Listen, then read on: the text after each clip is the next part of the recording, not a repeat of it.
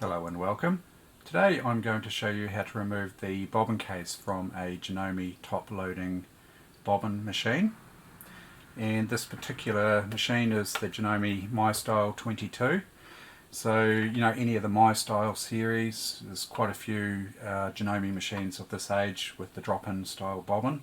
So it will cover many different models. So it's not specific to the Janome. There's many different makes and models that use this style of drop-in bobbin. There might be a slightly different arrangement with the plate here. So once the plate's off, the bobbin case arrangement's very similar across many different brands. So first of all, whenever you're doing this sort of work, make sure you unplug your machine, just in case you accidentally put your foot down on the foot controller. So first of all, I would probably just unscrew the needle there and unclip the snap-on presser foot. Normally there's a little button at the back that drops the foot off here, and then we'll remove the bobbin here, and you get access to the bobbin by just pushing this little black slide across here, and that should just pop this little plastic cover up here just to allow you to remove that plastic cover, and then we can get in and remove the bobbin there, just like so. Next thing to do is to remove this screw here. You might find it's a little bit difficult to get your screwdriver in there because of the angles here, but you get a slightly better angle by opening the front cover there, and that allows you to get your screwdriver in there. Undo this screw here. Some machines will have two screws, maybe one either side here, but this particular model just has the one screw there. And then you can just lift the plate off. There's only one way that will go back on, so you don't really need to take note of anything there. That's pretty straightforward to put back on. So the reasons you might want to get into this area is if you're clearing a jam, if you're doing a little bit of maintenance, it's quite a good idea to get in here and clean, and also to get in here to do a bit of oiling, maybe inspect the bobbin case if you suspect that there's a problem with it. If you're having trouble with your machine and you've gone through all the sort of basic troubleshooting procedures, you might want to check your bobbin case. I mean, they're not quite considered a consumable item, but they do quite easily get damaged, especially these plastic ones. Sometimes if they've popped out of position and turned with the hook here, so the hook down here turns, and what can happen sometimes if there's been a jam is that bobbin case can actually start spinning with the hook, and it's not supposed to do that. It's supposed to sit in this one position. And what can happen then is the needle can go along and sort of puncture along the edge of this bobbin case here, leaving a whole lot of needle holes, or even along the edge of this piece here.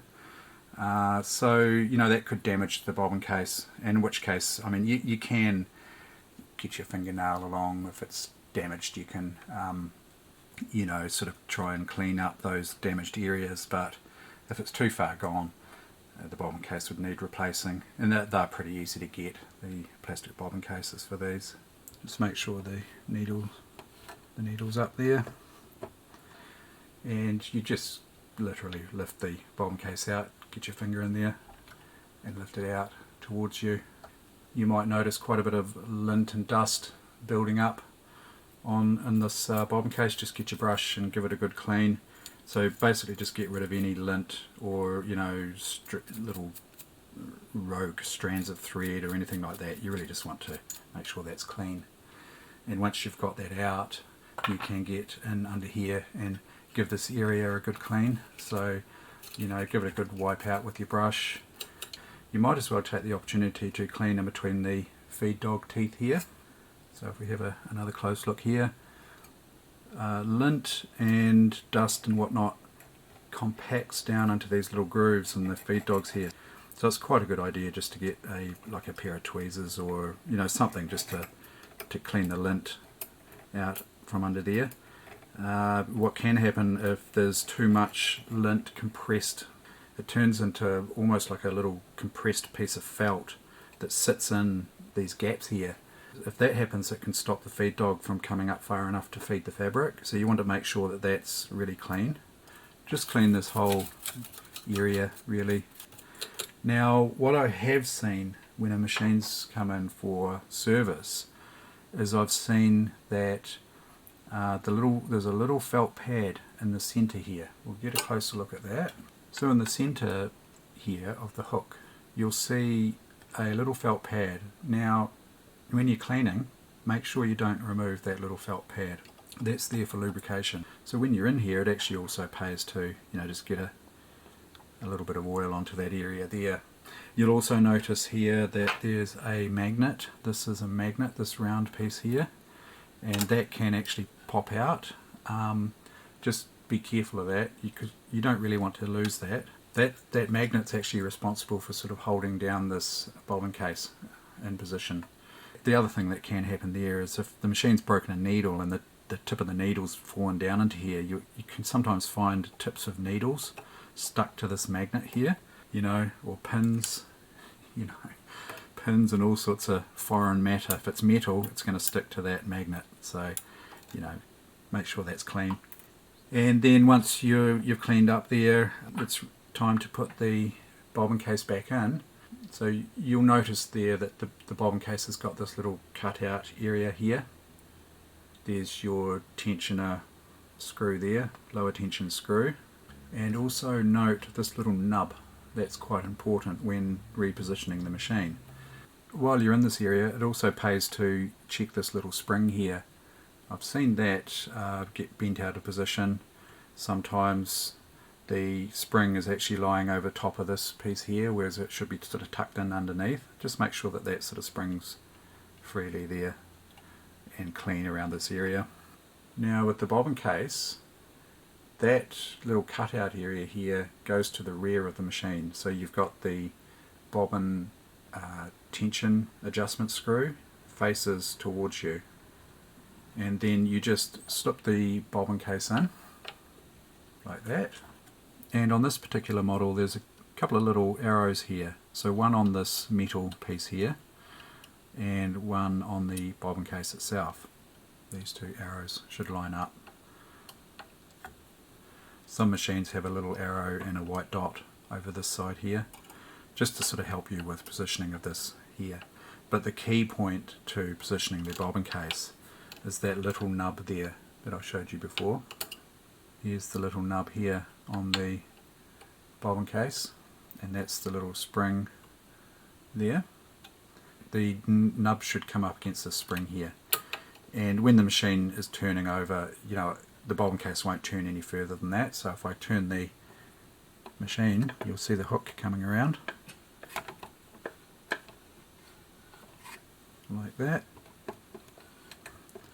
and you'll see that the bobbin case doesn't turn any further.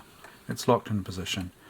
And I mean, if we turn the machine backwards, which you should never really do unless you're trying to undo a jam or something like that, you'll see that it stays in position. And there should be a little bit of play there, just like that. So that's the bobbin case back in position there. So some of the manufacturers say don't oil your machine. I would take that with a grain of salt to a certain extent. I think the manufacturers are assuming that you will take your machine in regularly for a service, in which case it's going to be it's going to be serviced properly, fully serviced and ready to go for another wee while, maybe another year of sewing. But if your service is kind of overdue, or you just want to do a little basic home maintenance, you can put a little bit of oil just here, just a very small amount. Now there's a little bit of controversy about whether you should oil these, being a plastic bobbin case and a metal hook. Some people would say, well, you don't really need to oil that at all, and I would have thought so also, but I found that a little bit of oil here can help quieten the machine down just a little bit. And from what I can see, there's no worries with doing that as far as, you know, you might hear some people say, oh, it can wear the plastic bobbin case down faster and whatnot, but I've never seen evidence of that in, you know, in over 30 years of servicing sewing machines. I've never seen oil on a bobbin case wear it out any quicker than not putting oil on, so I don't really see a problem with it. Just a very small amount of oil there, and then it's a matter of putting the plate back on.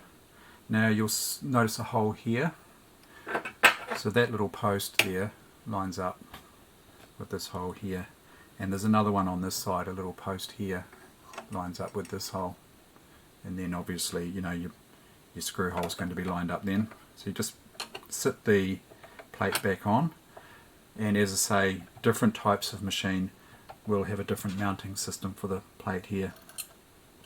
Get your screw in there and just start doing that up by hand there, and once that's started you can screw that down. That doesn't need to be overly tight. Now that's all set to go. Quite a good idea once you've done this sort of thing, just to manually turn the machine and make sure everything's in order there before you go putting power onto it.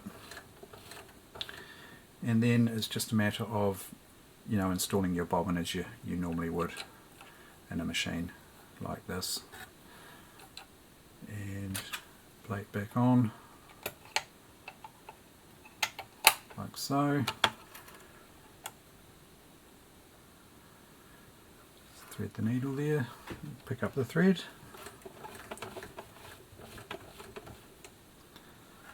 just like that. Press the foot back on, and there we go, all set to go. I hope you found that helpful, and thank you very much for watching.